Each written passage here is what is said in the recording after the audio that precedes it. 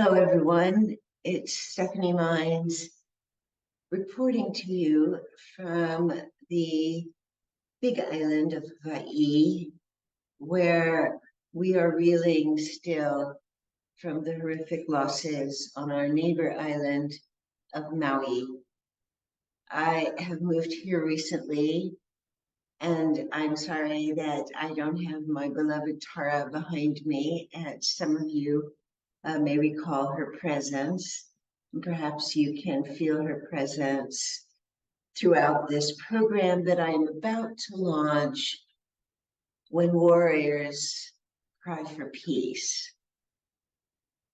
This is a program that begins on September 11th, which is a day of incredible grief and loss.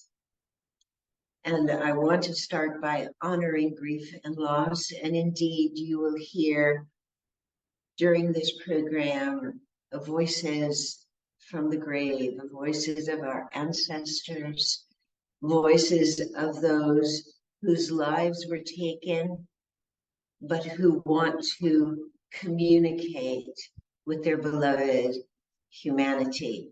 And because this program, which will be every day for the week of September 11th, emphasizes the alchemization of grief, I want to begin by encouraging you, please, to have at the ready throughout this week the resources that will ground you and allow you to integrate the evolution of consciousness and the awakening of awareness that I intend to stimulate.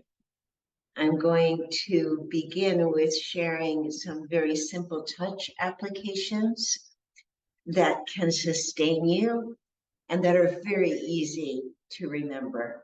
So you can place the palms of your hands actually right in the center of your chest. The fingertips will orient towards the midline, and you can let them rest there quite naturally. The index fingers may be resting right under your collarbones.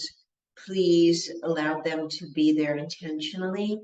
And the palm of your hand is roughly bilaterally between the third and the fourth upper ribs, but generally embracing that entire region. And these are sacred sites of the body. The places where my index fingers are resting under the collarbones are areas of the body designed to allow you to expand and stay grounded in the present. The places where my fingertips are meeting in the midline of my body are central points of empowerment for expansion and integration.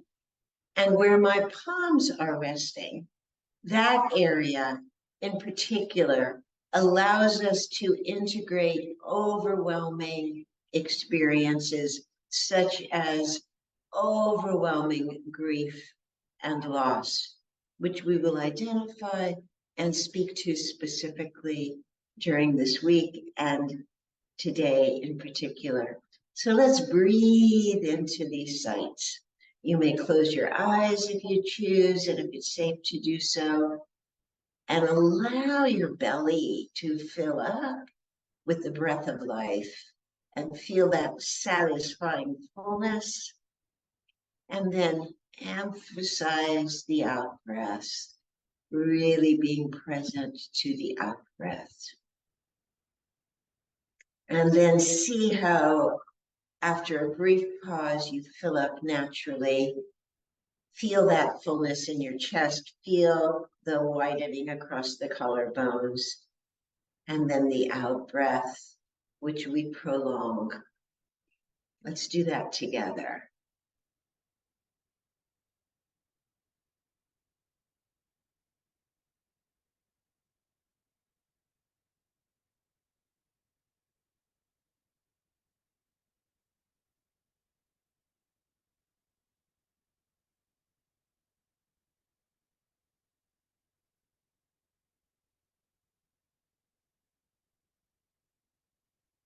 So complete your next breath, but sustain the feeling in your belly and return to it. The feeling of filling up with the breath of life. We can seal this initiation into fullness and integration by bringing the palms of all the fingers as well as the central palm together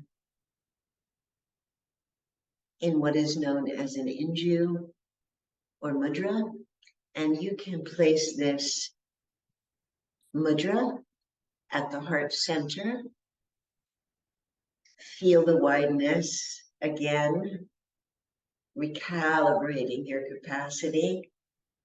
Feel the lengthening and the uprightness of honoring our capacity to be of service.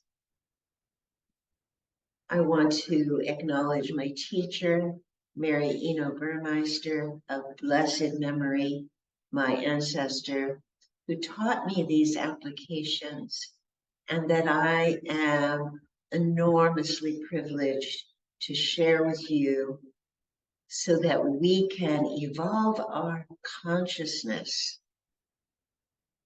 in a world roiling with metacrisis.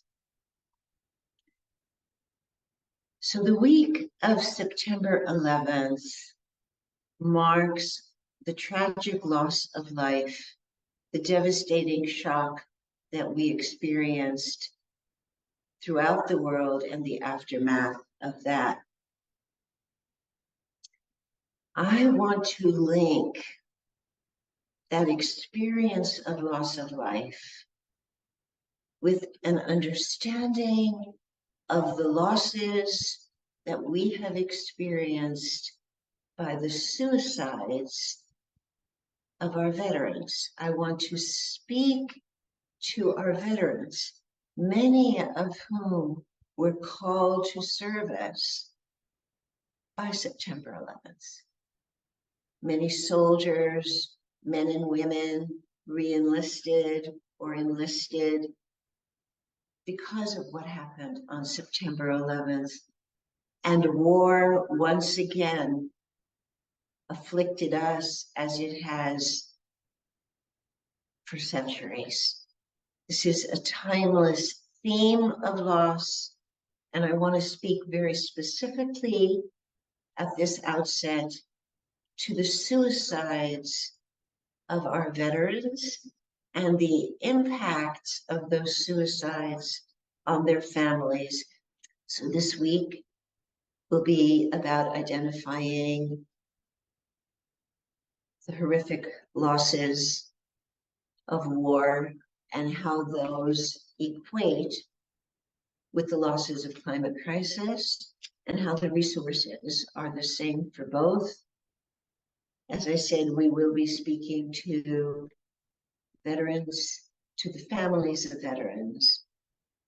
We will be speaking to the families that have survived the suicide of their veteran loved one. We will be speaking to people who have alchemized their grief. We will be sharing resources for that alchemy. And we will also be looking at how we can become communities of resources.